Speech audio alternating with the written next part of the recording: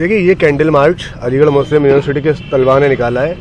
ये सिर्फ मस्जिद का ही मामला नहीं है। अगर यहाँ पे मंदिर का मामला होता तो तब भी अलीगढ़ मुस्लिम यूनिवर्सिटी के स्टूडेंट इसी तरह कैंडल मार्च निकालते। लेकिन यहाँ पे हमारा सवाल हुकूमत से है। ये इलाहाबाद में जो मस्जिद को शहीद किया गया है कि इसके और भी रास्ते निकाले जा सकते थे।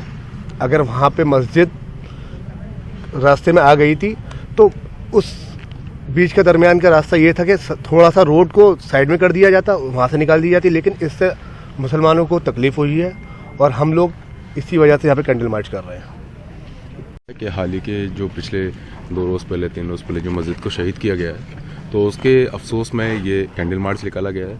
लेकिन इसमें हम साथ साथ एक बात कहते हुए सबके सामने चलेंगे कि कोर्ट का ऑर्डर था, कोर्ट के ऑर्डर के बाद उस मस्जिद को शहीद किया गया। जाहिर सी बात है, कोर्ट ऑर्डर देगा तो उसका पालन होगा, मस्जिद शहीद होगी।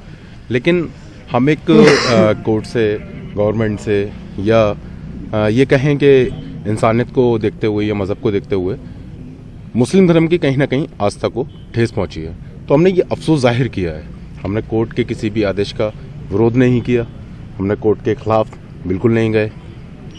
और दूसरी चीज़ मैं ये कहना चाहूँगा कि जैसे कि पिछले भी कोर्ट के फैसले आए, जैसे कहीं मंदिर आया सड़क बीच में, तो मैं समझता हूँ कि पिछले जो वाक़ये गुजरे हैं उसमें मंदिरों को छोड़ दिया गया। तो हम चाहते थे कि ऐसे ही जैसे मुस्लिम धर्म का मसला है, इस्लाम का मसला है, मस्जिद को मानने का मसला है, आस्था का मसला है, तो कहीं ना कहीं के थोड़ा सा कोर्ट को रिलेवेंस देना चाहिए था।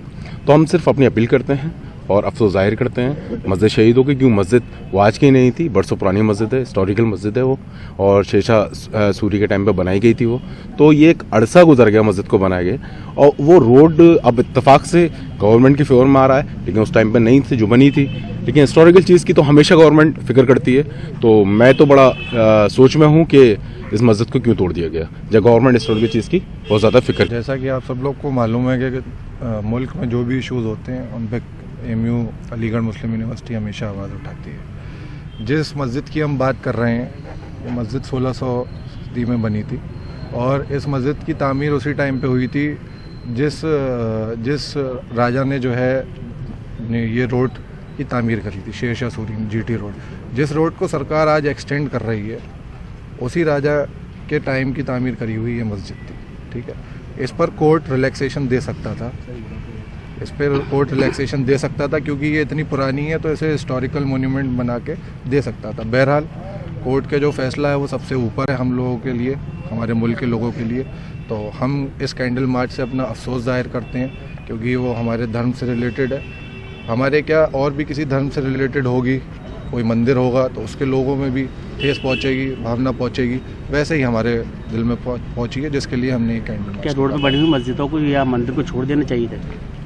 बिल्कुल छोड़ देना चाहिए। अगर वो क्या कहते हैं, आप देख सकते हैं कि अगर बीच में चीज़ें आ रही हैं, ठीक है, अलग रास्ता निकाला जा सकता है उसको, क्योंकि हमारा मुल्क जो है उसमें तमाम तरीके के धर्म हैं, उनके तमाम धर्मों के गिरजाघर हैं। उनको अगर छोड़ के, उनको साइड लाइन करके अगर कोई चीज़ हो सकती है, बच सकती है, तो गवर्नमेंट को बेशक करना चाहिए।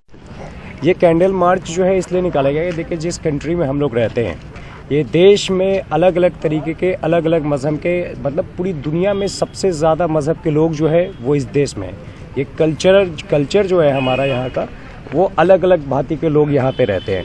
तो देखिए सबकी सबसे ज़्यादा ये है कि यहाँ जिस धर्म के लोग हैं उनकी आस्था अपने धर्म से जुड़ी हुई होती है। तो ये कैंडल मार्च इसलिए था कि इलाहाबाद में एक मस्जिद है, शेरशाह सूरी के टाइम की मस्जिद है, हिस्टोरिकल मस्जिद है, वो काफ़ी पुरानी मस्जिद है।